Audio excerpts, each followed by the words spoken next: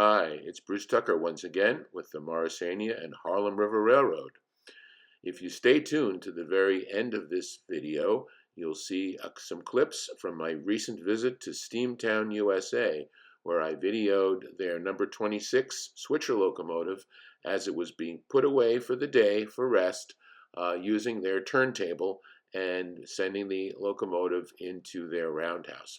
So I hope you'll stay tuned to the very end to enjoy that piece of video, and thanks again for watching. See you soon. Good morning, train fans, and my special train fans, Eliana and Julian. What we're looking at here today is the Lionel 239 242 locomotive that was produced by the Lionel Company in 1965 and again in 1966. I chose to highlight this locomotive because it was one of two in my collection that were made by the Lionel Company in the period between 1959 and 1969.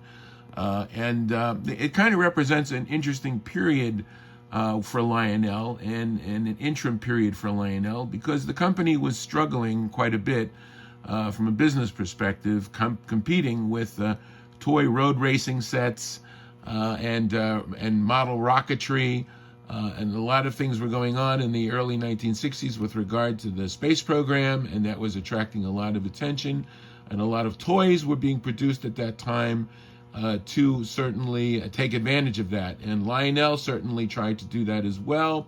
They produced many cars that had helicopters on them and had submarines on them and rockets on them. They even had a targeting type of a car with a missile system that could fire and hit another car that was an exploding car. So this was a kind of an interesting period for Lionel, and I thought I would share a little bit of that with you this morning.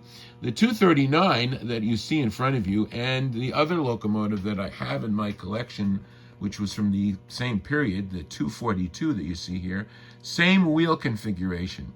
Between the 242 and the 239, the major difference is that the 242 has a plastic shell and the 239 has a die-cast shell.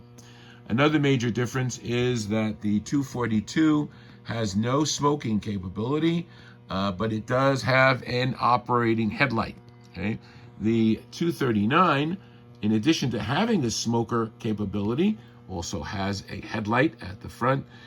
It is considered a Scout type engine, so it has a switch at the top that you see here for positioning, for forward and for reverse, and that same switch exists on the 242 that you see there. If you look closely at the details of the 242, from the cab moving forward to the sand dome and the steam dome, the details are very, very much similar between the two. When you look at the 239 in the die-cast configuration, perhaps just slightly more detail, but really not very much, and it's practically the same mold. Okay, both of these locomotives are good pullers.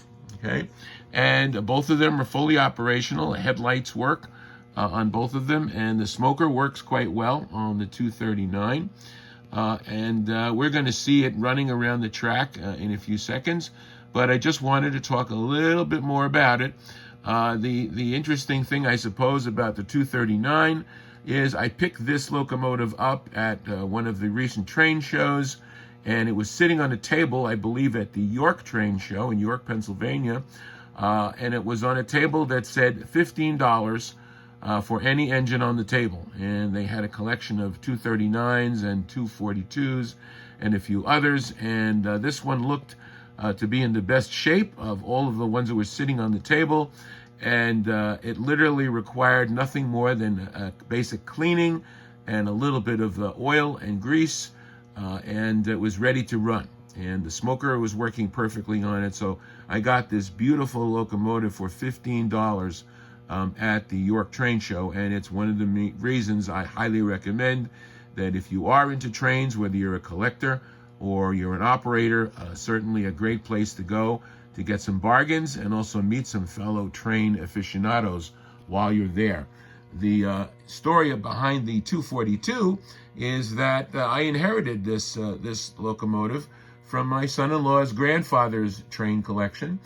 This was part of his collection, and he had quite a few other locomotives, but this one kind of struck me right away as being somewhat different from the post-war era locomotives and the MPC era locomotives that were also part of his collection. And so these two represent that period between 1959 and 1969, when Lionel was really kind of struggling to stay in business, and fortunately they did. And the MPC era that followed certainly added to their product line, and also added a lot in terms of their different features and functions that could be added to toy trains. I'm just going to pull the 239 forward a little bit on the track here so you can see the matching tender. This matching tender did not have a whistle in it. It was basically just a plastic shell tender with a simulated coal load that you see there. And we're going to take a look at the 239 running around the track, and you'll see the smoke coming out of it. And I hope that you enjoy it. I want to express my appreciation to all my now 301 subscribers. And if you're not already a subscriber, please do. And certainly like and comment if you wish on any of the videos that I am putting out. And I will be continuing to do so. I enjoy it. I hope you enjoy it. And we'll see you again real soon. And like I like to say on all my videos, run your trains. So please do run your trains.